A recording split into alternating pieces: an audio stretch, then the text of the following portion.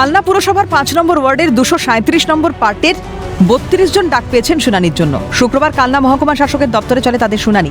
কিন্তু শুনানির জন্য থাকা ১৩টি নথির মধ্যে রয়েছে শুধু বাড়ির পুরনো দলিল, কিন্তু সেই নথিকে মান্যতা দেওয়া হচ্ছে না বলে অভিযোগ।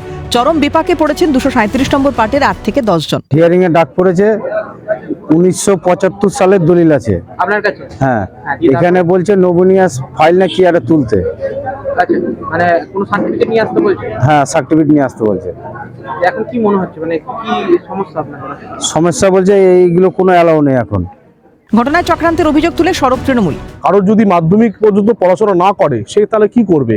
কেউ যদি কারো যদি জন্মের যদি বার্থ সার্টিফিকেট না থাকে তাহলে কি করবে? তার নাম ভোটার লিস্ট থেকে বাদ দিয়ে দেবে? আমাদের তপশিলি ভাইদের কি এখান থেকে ভোটার লিস্ট থেকে বাদ দেওয়ার একটা পরিকল্পনা করছে বিজেপি পরিচালিত নির্বাচন কমিশন।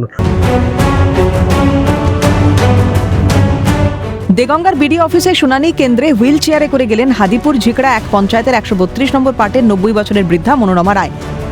অন্যদিকে নূরনগর পঞ্চায়েতের গোবিন্দপুর গ্রামে ৮১ বছরের অসুস্থ বৃদ্ধা গীতারানী ঘোষ চলাচলে অক্ষম, সারাক্ষণ শুয়ে থাকেন।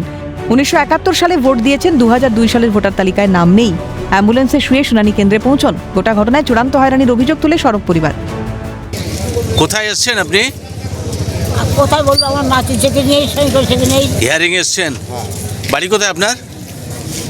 ঝিকরা। ঝিকরা? কেন এখানে হিয়ারিং আসতে হয়েছে কেন? তা আমি কি করে বলবো বাবা, আপনি জানেন না? না।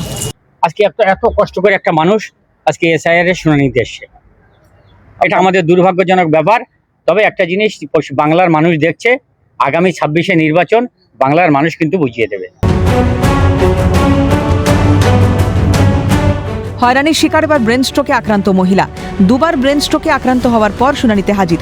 অসুস্থতা নিয়ে হাজিরা দিতে ৬ কিলোমিটার দূরে এসেছেন হাতিঘিসার মঙ্গল সিং জোতের ৫০ বছরের মালন সরকার। ডান পা ও হাত অচল, চলাচল করতে পারেন না। অভিযোগ বিএলওকে সমস্যার কথা জানিয়েও লাভ হয়নি, তারপরেও শুনানিতে অংশ নিতে বলা হয়েছে। মহিলার অভিযোগ হাঁটাচলা করা খুবই কষ্টকর। দেখেছিল আজকে হিয়ারিং এ?